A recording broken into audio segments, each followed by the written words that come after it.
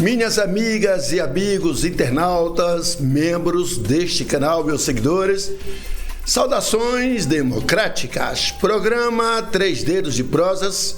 Se ainda não é inscrito, se inscreva, compartilhe, curta, comente, acione o sininho para novas lives. Vamos à primeira das três prosas de hoje. O relator da Comissão Parlamentar Mista de Inquérito, CPMI, do INSS, o deputado Alfredo Gaspar, do União de Alagoas, disse que será duro e implacável na condução dos trabalhos e que lutará para que a comissão não frustre a expectativa da população. Mas nem ele mesmo acredita nisto. Segundo suas próprias palavras, começamos com uma pizza pronta no imaginário da população. De minha parte, não rasgarei a minha história para proteger quem quer que seja. Serei duro e implacável com todos aqueles que cometeram crime, independente de cada governo que participou de fraudes existentes ou não. Oremos. A verdade é que poucas pessoas sabem que a CPI é apenas um instrumento de investigação que serve como holofotes para os seus componentes. O máximo que ela pode fazer é produzir um relatório para que outras autoridades, como o Ministério Público, possam agir na punição dos culpados. Pode também provocar uma desmoralização política, mas isso no Brasil tem muito pouca relevância, muito pouca importância. As conclusões da CPI são mandadas para outros poderes, encaminhadas para outros poderes, como o Judiciário e o Executivo, que podem ou não dar continuidade aos processos a partir das investigações encaminhadas. O Ministério Público, por exemplo, pode pedir, uma abertura de um processo judicial para avaliar se há provas suficientes para tanto. Então, pode pedir abertura, ou a continuidade desse processo de investigações para verificar a veracidade ou não das denúncias.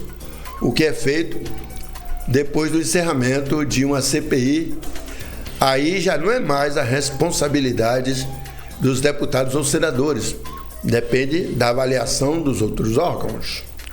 Das 361 CPIs que foram criadas na Câmara dos Deputados, de 1946 até o dia de hoje, apenas 17 não foram instaladas e 118 terminaram sem conclusão. Houve tempo em que as CPIs tinham consequências, havia punições.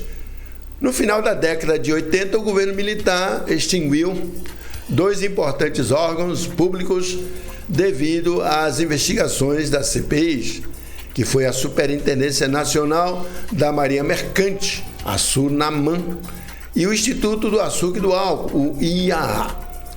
Como atualmente a impunidade garante a corrupção, nada acontece com as CPIs. O que vale dizer que nada vai acontecer também com a CPI do INSS, ou a CPMI. Os corruptos ficam com o dinheiro e os velhinhos com prejuízo. Sejamos sinceros. Há gente burra, mas pelo menos não idiota. As CPIs geralmente investigam membros de classe política ou pessoas do poder econômico ou ligadas a algum setor economicamente importante. Daí que nada é realmente apurado. Durante a elaboração do relatório final, seus componentes trabalham para que nada seja muito rígido, seja tudo leve.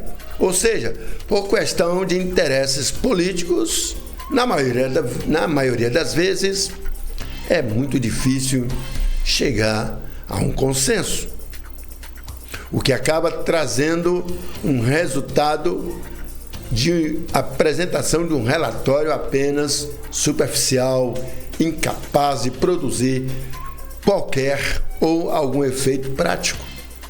No âmbito das funções exercidas pelo Poder Legislativo, a CPI deve representar um importante instrumento democrático e deliberativo das minorias, realizando investigações de fatos relevantes e de interesse público em estrita observância aos limites formais e materiais positivados no texto constitucional.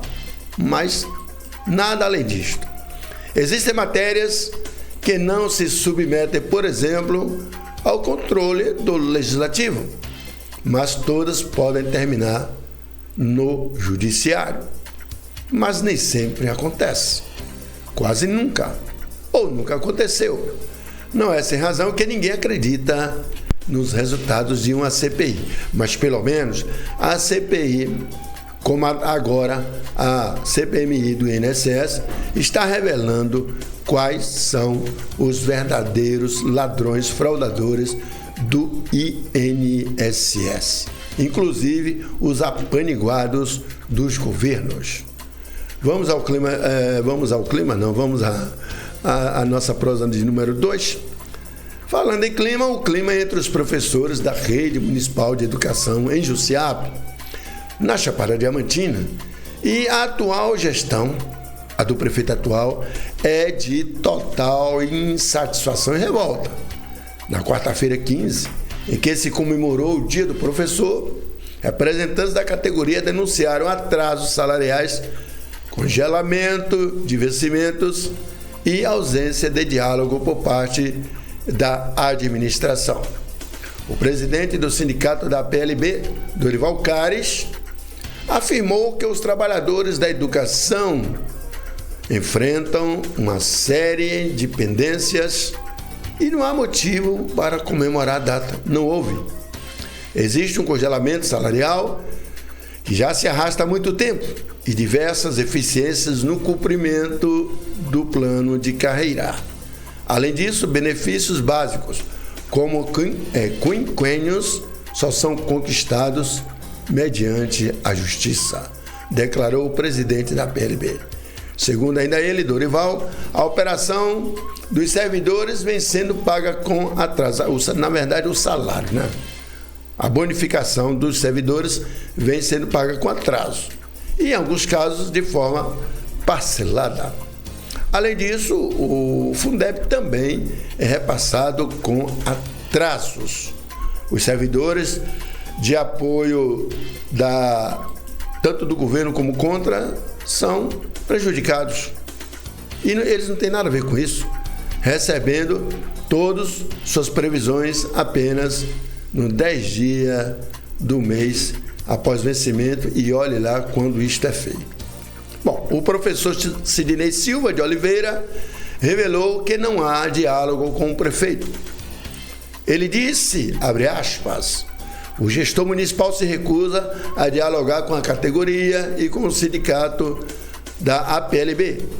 É impossível resolver tantas demandas sem abrir espaço para conversas, afirmou. E aí, os professores estão realmente revoltados com o prefeito de Jussiape, o atual. Vamos agora à prosa de número 3, a última de hoje, ainda sobre a devolução que a população terá que fazer sobre recursos do auxílio emergencial da época da pandemia da Covid-19. Segundo o Ministério de Desenvolvimento Social, as notificações estão sendo enviadas de forma escalonada, priorizando pessoas com maior capacidade de pagamento e valores mais altos a restituir. A medida segue os critérios definidos pelo artigo 7º do Decreto de número 10.990/2022, que regulamenta a devolução de recursos recebidos de forma indevida. Os avisos são encaminhados, por exemplo, por SMS, WhatsApp, e-mail, por aplicativo Notifica, com orientações para o pagamento e acesso ao sistema de devolução. O objetivo do Ministério é entre aspas, recuperar parte dos valores pagos irregularmente durante o período emergencial, fecha aspas, quando o governo federal liberou mais de 293 bilhões de reais em recursos para cerca de 68 milhões de brasileiros. Em nota, o Ministério reforça que o processo não se trata de uma nova investigação de fraude, isso não, mas de uma etapa administrativa de cobrança após os cruzamentos de bases de dados atualizados.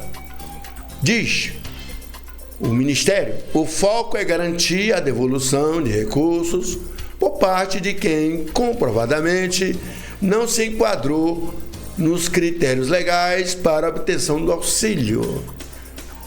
O processo de devolução é feito de forma digital por meio da plataforma gov.br,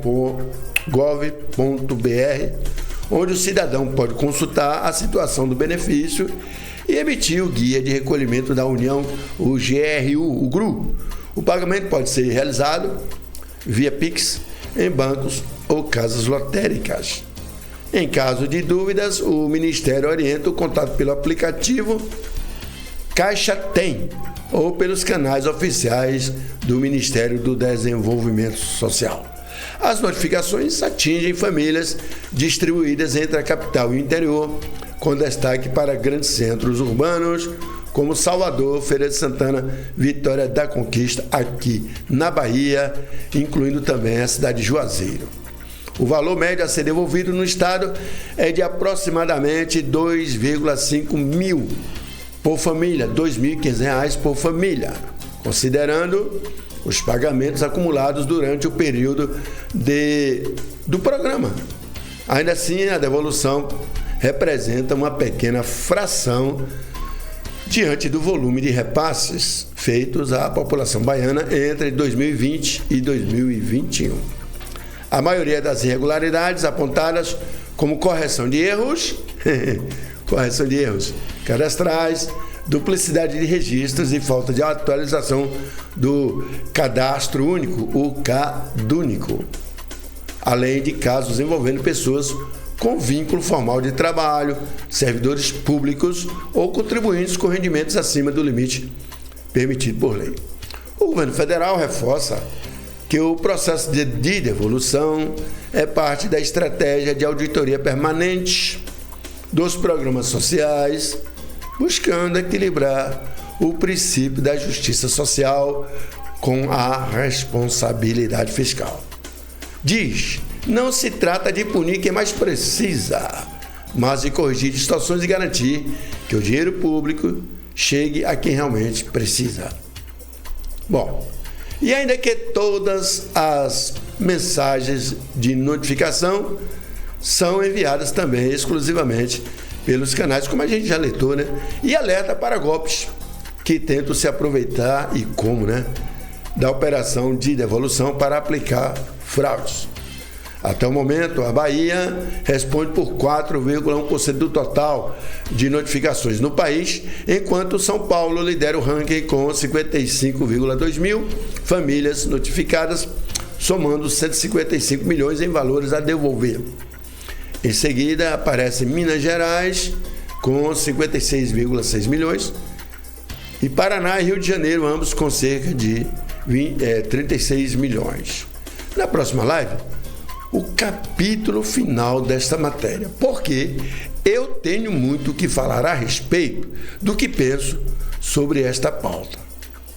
Eu acho que por aí há alguma coisa de muito estranho. Se você gostou da live, dê o like de positivo, dê o ok, faça o CCC, curta, comente e compartilhe. Se não é inscrito, por favor, se inscreva, acesse o sininho para a notificação de novas lives. Até a próxima!